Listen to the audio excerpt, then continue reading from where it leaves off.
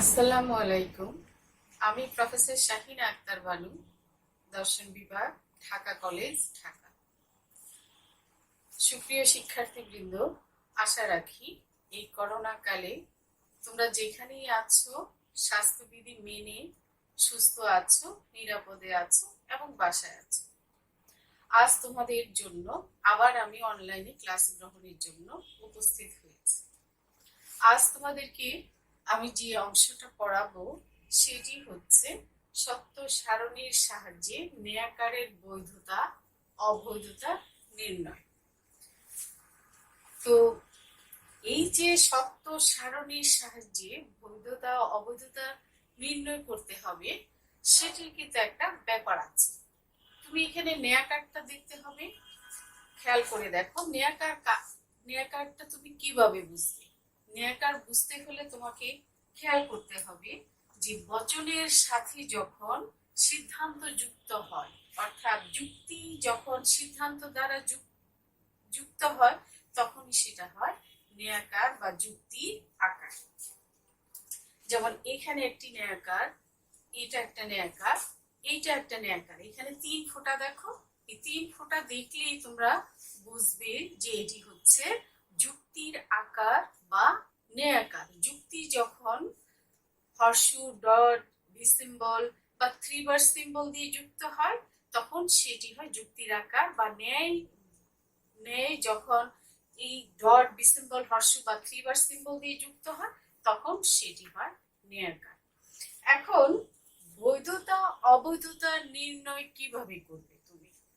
এই পদ্ধতি জানার জন্য তোমাকে দুটা বিষয়কে খেয়াল করতে হবে। খেয়াল করে দেখো, হোয়াইট বোর্ডে দুটি বিষয় লেখা আছে। একটি হলো আশ্রয় বচনগুলোকে ডট চিহ্ন দ্বারা যুক্ত করতে হবে, অর্থাৎ আশ্রয় বচনগুলোকে ডট চিহ্ন দ্বারা যুক্ত করতে হবে। অতঃপর ইহার সঙ্গে হর্ষ চিহ্ন দ্বারা সিদ্ধান্তকে যুক্ত করতে হবে। তার মানে হচ্ছে আশ্রয় বচন তোমাকে তাহলে এখন চিন্তা হবে। আশ্রয় বচন হচ্ছে সিদ্ধান্তের উপরে, এই যে 3 ফোঁটা দেখো, এই 3 ফোঁটার উপরে এইখানে একটি আশ্রয় বচন আছে। এই 2 নম্বর উদাহরণটিতে দেখো, এইখানে দুটি আশ্রয় বচন আছে। এই হলো একটি, এই হলো আরেকটি, দুটি আশ্রয় বচন আছে। আবার এখানে দেখো, এই সিদ্ধান্তের উপরে 3টি আশ্রয় বচন আছে। 1, 2, 3 দেখা যাচ্ছে, 1, 2, 3। তার মানে হচ্ছে আশ্রয় বচন একটিও থাকতে পারে, একের অধিক থাকতে পারে। এখন একটি থাকলে কিভাবে সেটি স্ট্রাকচার দাঁড়াবে, বা একের অধিক থাকলে কিভাবে স্ট্রাকচার দাঁড়াবে, সেই বিষয়টা আমি এখন তোমাদেরকে দেখাচ্ছি। তোমরা মনোযোগ দিয়ে দেখো, তবে দেখলে হবে না, সঙ্গে খাতা এবং কলম থাকতে হবে। খেয়াল করো, এখন আমি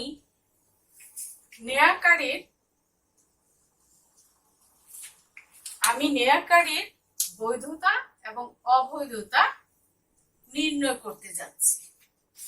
নেয়াকারের বৈধতা এবং অবৈধতা নির্ণয় করতে যাচ্ছি। এর জন্য এই দুটি প্রসেস আমাকে অনুসরণ করতে হবে।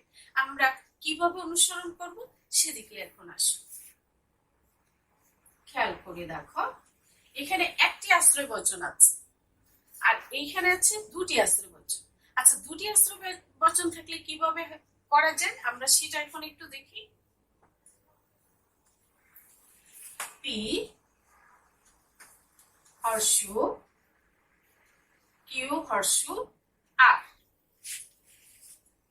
কি বলা হচ্ছে? আশ্রয় বচনগুলোকে ডট চিহ্ন দ্বারা যুক্ত করতে হবে। তাহলে আমি আশ্রয় বচনগুলোকে ডট চিহ্ন দ্বারা যদি যুক্ত করি, তাহলে ব্যাপারটি দাঁড়াবে এরকম: পি হর্ষু, কিউ হর্ষু, আর। এটির সাথে ডট চিহ্ন দিয়ে আমি দ্বিতীয় আশ্রয় বচনকে যুক্ত করব। ডট নিগেশন আর হর্ষু নিগেশন কিউ যুক্ত করলাম। খেয়াল করে দেখো, আশ্রয় বচনগুলোকে ডট চিহ্ন দ্বারা যুক্ত করতে হবে। আমার এখানে আছে একটি আশ্রয় বচন, এখানে আছে আরেকটি আশ্রয় বচন। দুটি আশ্রয় বচনকে আমি এই যে দেখো ডট চিহ্ন দ্বারা যুক্ত করলাম। এরপরে 2 নম্বরে দেখো লেখা আছে অতঃপর ইহার সঙ্গে, তার মানে ইহা। খেয়াল করে দেখো, এটিকে বলা হয় ইহা, এই অংশটুকুকে বলা হয় ইহা। ইহার অতঃপর ইহার সঙ্গে হর্ষ চিহ্ন দ্বারা সিদ্ধান্তকে যুক্ত করতে হবে। আমি হর্ষ চিহ্ন দিয়ে, খেয়াল করে দেখো, এই যে দেখো অতঃপর ইহার সঙ্গে হর্ষ চিহ্ন দ্বারা সিদ্ধান্তকে যুক্ত করতে হবে। আমি কিন্তু সিদ্ধান্তকে যুক্ত করেছি, খেয়াল করে দেখো। এই হলো 1 নম্বর আশ্রয় বচন, 2 নম্বর আশ্রয় বচন এবং 3 নম্বর আশ্রয় বচন। আমরা এই 1 এবং 2 নম্বর ফলো করে এইভাবে স্ট্রাকচারটি নেয়াকারের এরকম একটি স্ট্রাকচার পেয়েছি। এই স্ট্রাকচারটিকে আমরা এখন কি করব? এখন আবার খেয়াল করে দেখো, আমরা সত্য সারণী প্রয়োগ করব। আমরা এর মধ্যে সত্য সারণী প্রয়োগ করব। সত্য সারণীর সাহায্যে, সত্য সারণীর সাহায্যে বলে আমরা সেই আবার ট্রুথ টেবিল তৈরি করব।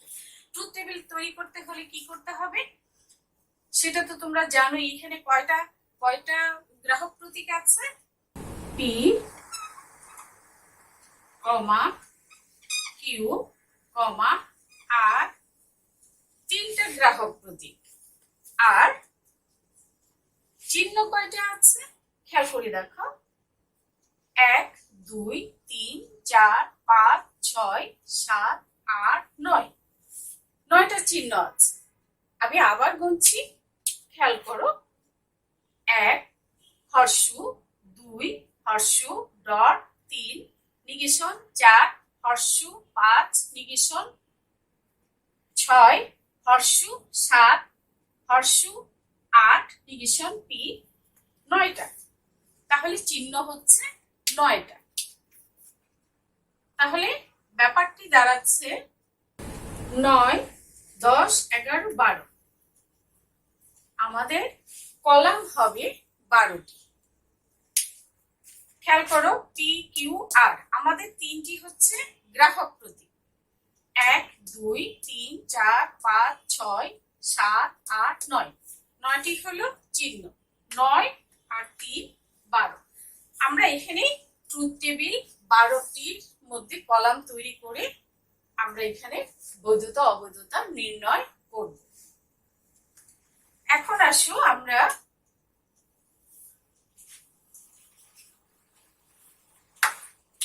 এইখানে আসি। এই অংশটায় আসলে পরে আমরা কিভাবে এই দুটা অংশ বা পদ্ধতি ফলো করব। এখানে তো একটা আশ্রয় বচন, আমরা দেখতে পাচ্ছি একটি আশ্রয় বচন। যদি একটা আশ্রয় বচন হয় তাহলে এখানে তো আর ডট দেওয়ার কোনো সুযোগ নেই। তাহলে কিভাবে করব আমরা এটা? আমরা সরাসরি করে ফেলব। খেয়াল করো,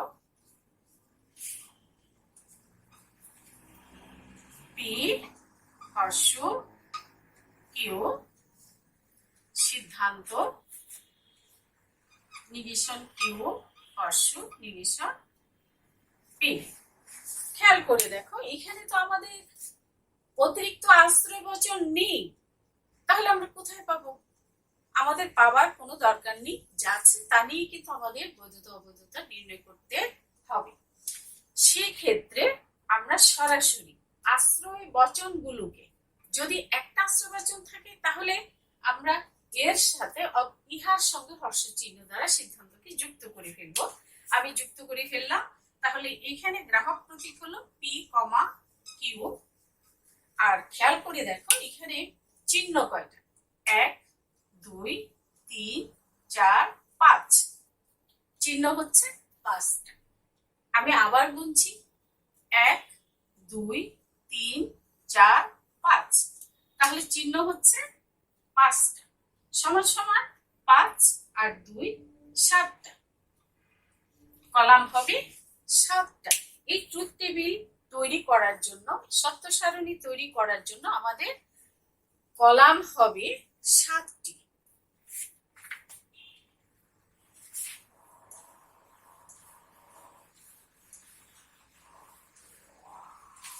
এখন আসো আমরা 3 নম্বর অংশে যাই।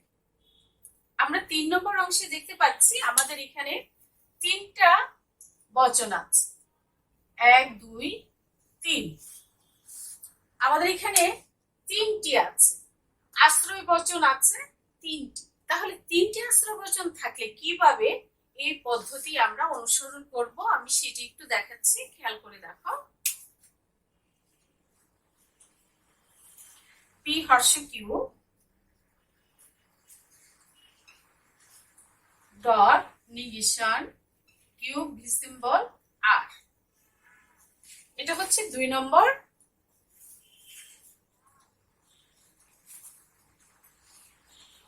ডট নিগেশন হর্ষ, খেয়াল করে দেখো এটা হলো 1 নং, 2 নং, 3 নং,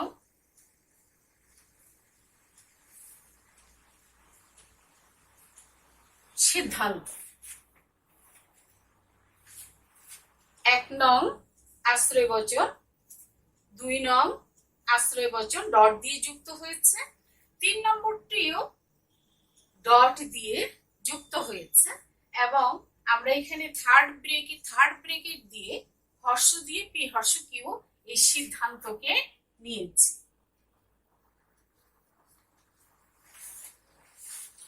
শিক্ষার্থী বন্ধুরা, তোমরা যখন নেয়াকারের বৈধতা অবৈধতা নির্ণয় করতে যাবে তখন কিন্তু এই দুটি পদ্ধতি অনুসরণ করে তোমাদেরকে একটি স্ট্রাকচার তৈরি করে নিতে হবে।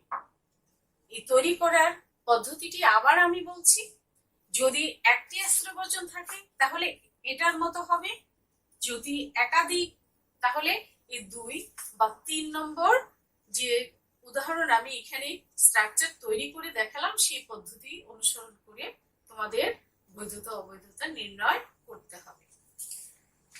তো শিক্ষার্থী বন্ধুরা, এখন আসো আমি একটা দেখাই কিভাবে তুমি সেখানে বৈধতা অবৈধতা নির্ণয় করবে। খেয়াল করে দেখো, আমরা যদি অধিক গ্রাহক প্রতীকের ন্যায়াকার নিই তাহলে আমাদের এই বোর্ড আঁটবে না, তার চেয়ে বরং আমি ছোট অর্থাৎ 2টি গ্রাহক প্রতীকের বৈধতা অবৈধতা কিভাবে নির্ণয় করতে হয় সেই অংশটা আমি তোমাদেরকে দেখাচ্ছি।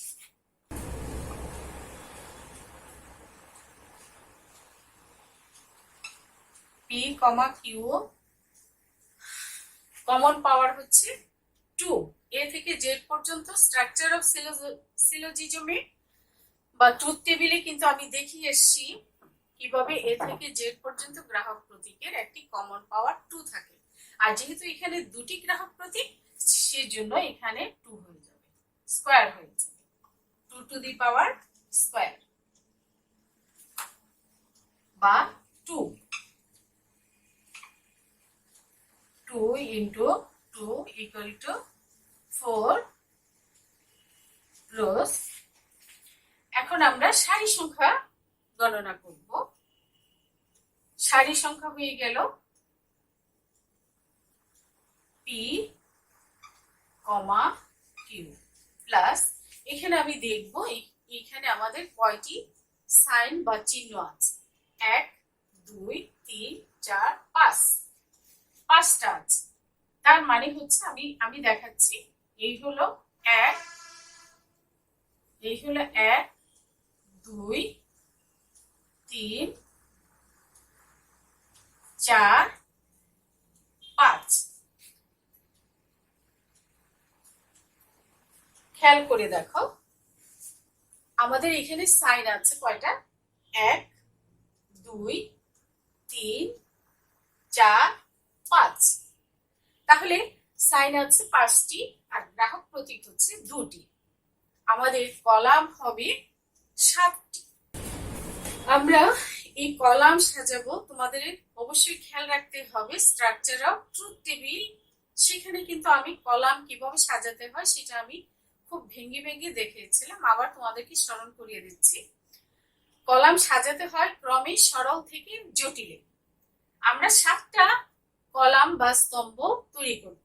আমরা গ্রাহক প্রতীক সেখানে বসিয়েছি, গ্রাহক প্রতীক খেয়াল রাখো যে একবার মাত্র কলাম পায়। তাহলে পি, যদিও এখানে দুবার পি বসছে, দুবার কিউ বসছে, কিন্তু গ্রাহক প্রতীক শুধু একবার মাত্র কলাম পায়। মনে রাখবে, গ্রাহক প্রতীক শুধুমাত্র একবার কলাম পায়। এরা অনেক বেশি বার বসতে পারে, কিন্তু কলাম একবার পায়।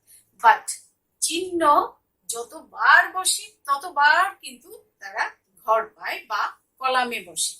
এই খেয়াল করো, এখানে হর্ষ চিহ্ন কয়টা আছে? 1 2 3টা আছে। সে কিন্তু 3বারই কলাম পাবে, 3বার ঘর পাবে। তবে সেটা কিভাবে? সেটা হচ্ছে ক্রমে আমরা সরল থেকে জটিলে সাজিয়ে সাজিয়ে যাব, গেলে পরেই এই চিহ্নগুলো তার কলামে বসে যাবে। সরল থেকে জটিলে যাচ্ছি। আর বলেছিলাম যে নিগেশন যুক্ত বচনগুলোকে সবার আগে উঠিয়ে আনতে হয়। তাহলে নিগেশন কার কার সাথে যুক্ত আছে আমরা একটু তাকাই। দেখো এখানে পি হর্ষ কিউ, হর্ষ নিগেশন কিউ, হর্ষ নিগেশন পি। তাহলে কিউর সাথে আছে নিগেশন, পি এর সাথে আছে নিগেশন। এখন এইখানে আমরা কি করব? এখানে আগে হচ্ছে নিগেশন কিউ, পরে হচ্ছে নিগেশন পি। আমরা একটু খেয়াল করব যে আমরা সরল মানে সহজ থেকে আমরা জটিলে যাচ্ছি, তো সেজন্য পি এর পরে কিন্তু আলফাবেটিক্যাল অর্ডারেও কিউ কিন্তু পরে আসে, পি কিউ আর, তাই না? এরকম করে। তাহলে আমরা কিন্তু পি কে আগে নিয়ে আসবো। নিগেশন নিগেশন পি,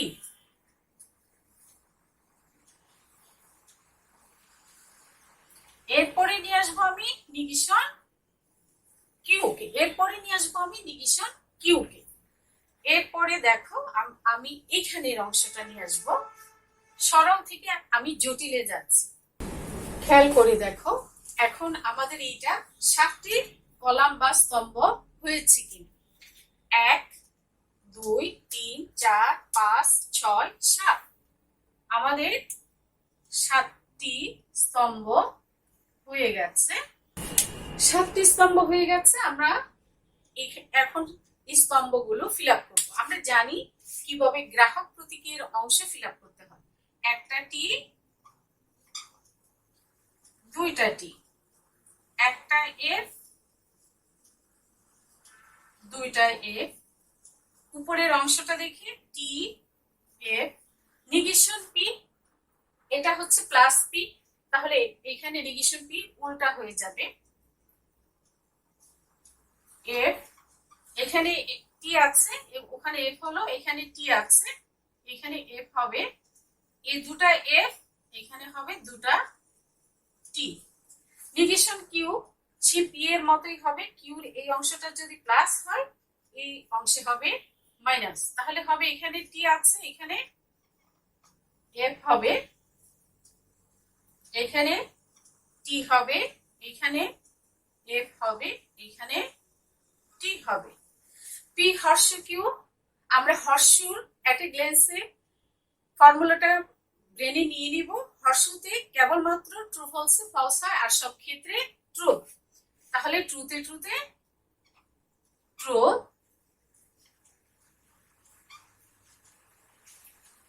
ট্রুতে ট্রুতে ট্রু, ট্রু ফলসে ফলস, ট্রু ফলসে ফলস, ফলস ট্রুতে ট্রু, ফলস ফলসে ফলসে ট্রু। একমাত্র ট্রু ফলসে ফলস পেয়েছি। এখন নিগেশন কি? হর্ষ নিগেশন পি। আমরা নিগেশন কিউ, হর্ষ নিগেশন পি, এই অংশে আমরা দেখব যে এই নিগেশন কিউটা হচ্ছে এইটা, আর নিগেশন পিটা হচ্ছে এইটা। আমাদের মান হবে হর্ষ, এই কলামটায় মান হবে হর্ষ। তাই যদি হয়, আমরা আবার ব্রেনে নিয়ে নিব ট্রু ফলসে ফলস, আর সব ক্ষেত্রে হচ্ছে ট্রু। সেটা গেল একটা বিষয়। কিন্তু এইখানের ব্যাপারটা দেখো, আগে হচ্ছে নিগেশন কিউ, পরে হচ্ছে নিগেশন পি। তাহলে এইখানে আছে আমার নিগেশন পি আগে, নিগেশন কিউ। আমি যদি আগে নেগেশন পি ধরি আর নেগেশন কিউ ধরি পরে, তাহলে ব্যাপারটি হবে এরকম, নেগেশন পি হর্ষু নেগেশন কিউ, ব্যাপারটি হবে এরকম। কিন্তু আমাদের ব্যাপারটি কিন্তু এরকম না, আমাদের ব্যাপারটি হচ্ছে নেগেশন কিউ হর্ষু নেগেশন পি। আমরা কোনটি চাই? আমরা চাই হচ্ছে এইটা, আমরা এইটা চাই, আমরা কিন্তু এটা চাই না, আমরা এটা চাই না। কাজেই আমাদের কিন্তু নেগেশন কিউর লাইনটা আগে গুনতে হবে, তাহলে কিন্তু আমি এটা পাবো। খেয়াল করুন, আমরা যদি নেগেশন পি কে এই যে এই অংশটায় যদি নেগেশন পি কে ধরি আগে আর নেগেশন কিউ কে ধরি পরে, তাহলে ব্যাপার হবে এরকম, যা আমরা চাই না। আবার কিন্তু আমি সেটা বলছি, কিন্তু আমাদের ডিমান্ড হচ্ছে নেগেশন কিউ হর্ষ নেগেশন পি। আমাদের ডিমান্ড কি? নেগেশন কিউ হর্ষ নেগেশন পি। তাহলে আমাদের এইটা পেতে হলে আমাদেরকে কিন্তু আগে নেগেশন কিউর লাইনটা গুনতে হবে। ব্যাপারটা কিন্তু এরকম না, ব্যাপারটা হবে এরকম, ব্যাপারটা এরকম না, পি থেকে কিউতে যাওয়া না, বরং কিউ থেকে পিতে আসা। তাহলে কিভাবে গণি খেয়াল করো একটু।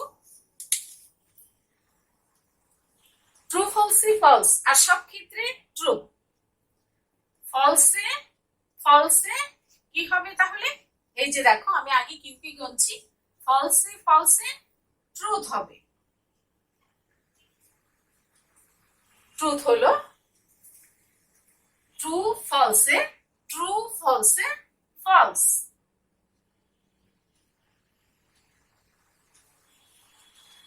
ট্রু ফলসে ট্রু ফলসে ফলস, ফলস ট্রুতে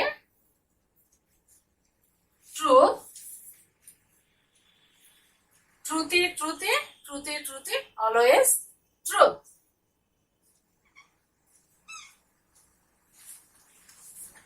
গেল।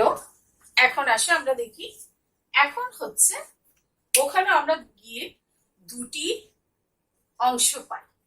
এই বাম অংশ হচ্ছে পি হর্ষ কিউ, আর ডান অংশ হচ্ছে নেগেশন কিউ হর্ষ নেগেশন পি। তাহলে পি হর্ষ কিউ কোথায় আছে? এইখানটায় আছে, খেয়াল করো এইখানটায়। আর ওই অংশটা আছে এইখানে। এখন কিন্তু উল্টা করে গুনতে হবে না, এখন কিন্তু এই যে এখানে বাম অংশটা আগে আছে, ডান অংশটা পরে আছে। কাজী এইভাবে আমরা যাব, এদিক থেকে এদিকে যাব, উল্টা আসতে হবে না। তো এখানেও হর্ষুর মান বসাতে হবে, হর্ষতে ট্রু ফলসে ফলস, বাকি সব ক্ষেত্রে ট্রু। ট্রুতে ট্রুতে ট্রু, ফলসে ফলসে ট্রু, ট্রুতে ট্রুতে ট্রু, ট্রুতে ট্রুতে ট্রু।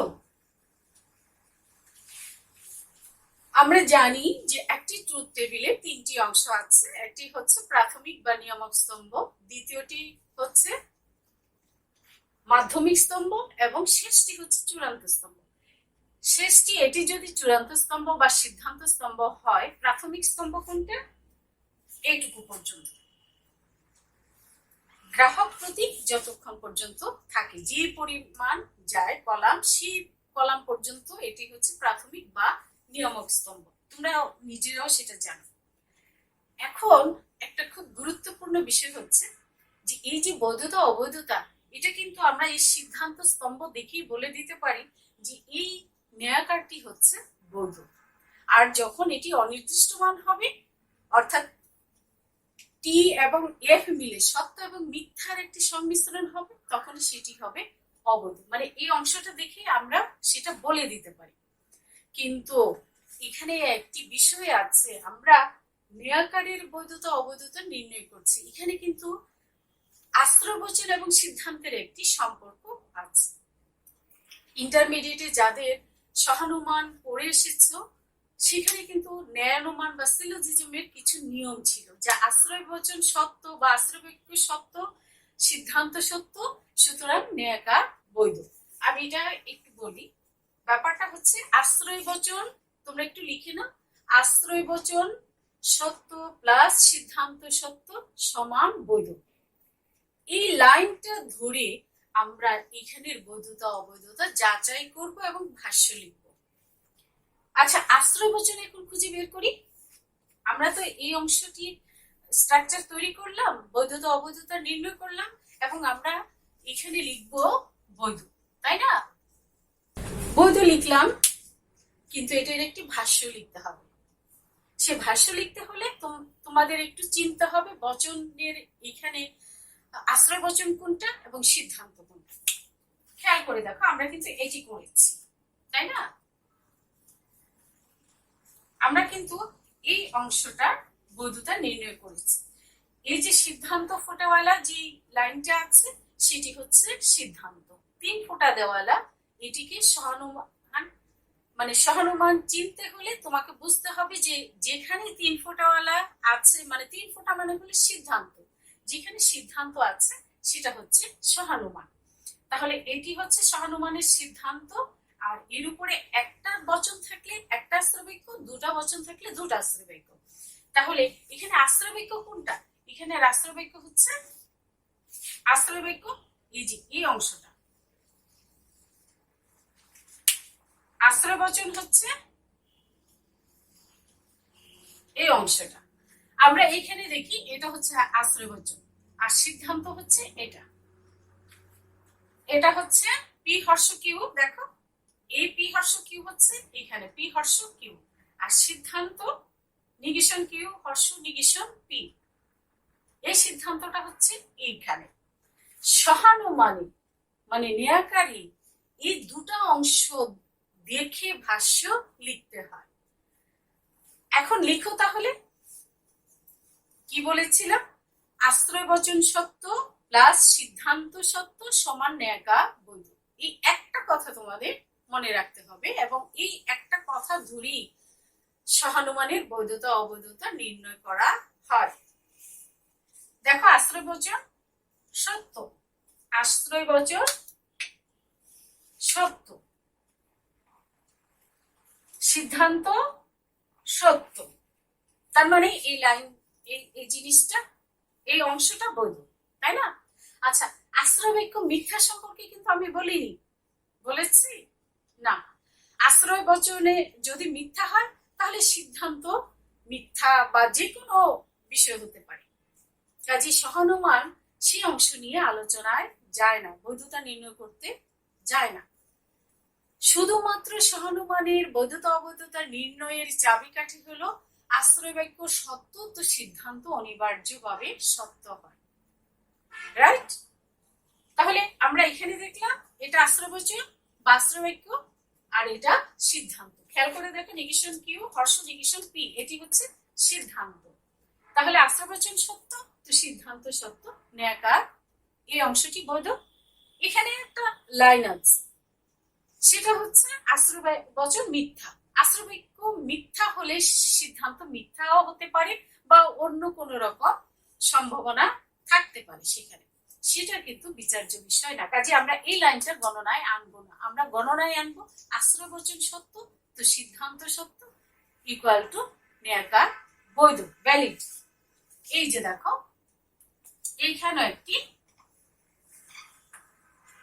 আশ্রয়বাক্য সত্য, সিদ্ধান্ত সত্য, আশ্রয়বাক্য সত্য, সিদ্ধান্ত সত্য। অর্থাৎ আমরা 3টা অংশেই কিন্তু পেলাম আশ্রয়বাক্য সত্য, সিদ্ধান্ত সত্য, আশ্রয়বাক্য সত্য, সিদ্ধান্ত সত্য, আশ্রয়বাক্য সত্য, সিদ্ধান্ত সত্য। কিন্তু আমরা দ্বিতীয় লাইনে দেখলাম যে একটা অংশের মধ্যে মিথ্যা আছে, কিন্তু সেটা আমরা গণনায় নিব না। আমরা জানি সহানুমানের একটি নিয়ম হচ্ছে যে আশ্রয়বাক্য যদি সত্য হয় তবে সিদ্ধান্ত অনিবার্যভাবেই সেটি সত্য হয়। সুতরাং এই অংশে মিথ্যার যে লাইনটি দেখো, এটি আমাদের বিবেচ্য বিষয় না। আমরা এই তিনটা অংশে দেখেছি আশ্রয় বাক্য সত্য হয়ে সিদ্ধান্তের ঘরে মিথ্যা নেই। বোঝা গেল? সুতরাং এখানের ভাষ্যটা হবে যে আমরা আমাদের আলোচ্য ন্যায়াকারটি বৈধ, কারণ আমরা আশ্রয় বাক্য সত্য হয়ে সিদ্ধান্ত মিথ্যা হয়েছে এমন কোন লাইন বা রো পাইনি। সুতরাং ন্যায়াকারটি বৈধ। তো এইভাবে ন্যায়াকারের বৈধতা এবং অবৈধতা নির্ণয় করতে হয়। শিক্ষার্থীবৃন্দ, আমি এই ন্যায়াকারের পরে তোমাদেরকে নিজেদের বাসায় বসে বসে করার জন্য বেশ কিছু ন্যায়াকারের ছবি দিয়ে দিচ্ছি, 15 থেকে 17 বা 18টার মতো। সেগুলি বাসায় বসে বসে নিজেরা এটি তৈরি করবে এবং অ্যাট এ গ্ল্যান্স এইখানে বৈধতা অবৈধতা দেখে বৈধতা নির্ণয় করবে এবং আশ্রয় বাক্য ও সিদ্ধান্ত দেখে তোমরা সেখানে ভাষ্য বা বিবরণ লিখবে। তবে হ্যাঁ, ক্লাস শেষে কিন্তু খেয়াল রাখবে, তোমাদের এই পেজে কিন্তু এই ভিডিওতে কিন্তু আবার ক্লাস শেষে একটি বইয়ের পাতা দেওয়া হবে তোমাদের প্র্যাকটিসের জন্য। সেটি কিন্তু তোমরা ফটোকপি করে নিতে তোমাদের মোবাইলে ভুলে যেও না। তো ঠিক আছে, আজ আমি শেষ করছি তোমাদের বৈধতা অবৈধতা নির্ণয়ের প্রক্রিয়া, অর্থাৎ সত্য সারণীর সাহায্যে কিভাবে ন্যায়াকারের বৈধতা এবং অবৈধতা নির্ণয় করতে হয় সেই প্রণালী। তোমরা উপকৃত হয়ে থাকলে আমার ভালো লাগবে। শিক্ষার্থীবৃন্দ, আজ আমরা সবাই আবদ্ধ আছি।